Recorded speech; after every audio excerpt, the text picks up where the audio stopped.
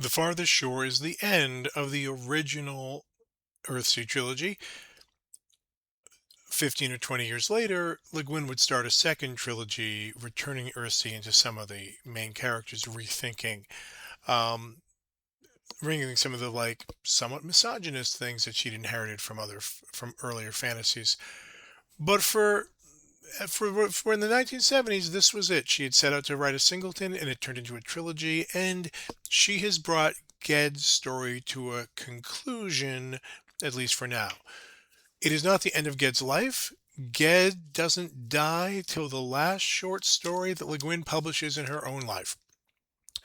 But he does end his career as a wizard. He has moved on to something beyond power. The person we met as a kind of vainglorious kid, eager to get power, eager to do things, has has moved beyond doing things to a quieter sense of being. Um, Even if this wasn't imagined as a trilogy, Le Guin builds it out structurally. So there are a lot of structural echoes in the third book, especially of the first book. An archmage spent his own power to save Ged and to patch up a hole between realities that was letting bad magic in or good magic out. And we're going to see Ged the archmage do some of the same thing.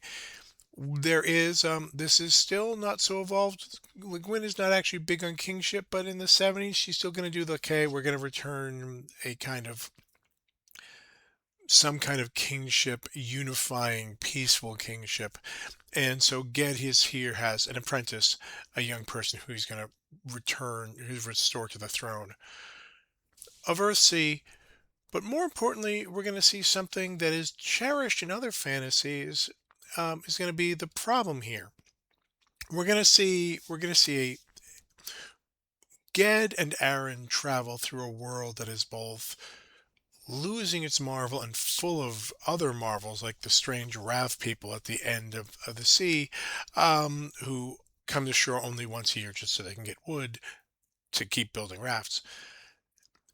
And we're going back to the land of the dead. The remember the thing Ged got in trouble doing originally was summoning a spirit from the dead. Now we've got a real necromancer, someone who feels his power over the magic of the spirits of the dead, makes mortality moot. That like we're gonna give up everything in life to not have life never end. Le Guin is not interested in immortality cults. She's not interested in religious beliefs about immortality. There's clearly a life after death. It's not to a higher power. There is that alternate world, that land of the dead with other stars that the wizards recognize because they've been there. But you're meant to move on. The idea that death is part of life is key here, and Ged is now the person who has to make an enormous sacrifice to deal with other people's inability to accept their own mortality. We're going to get, and we're going to end, it's another 13 chapter novel. We're going to end this novel. Well, look at the end of this novel and the beginning of The Wizard of Earthsea and see any connections you might make.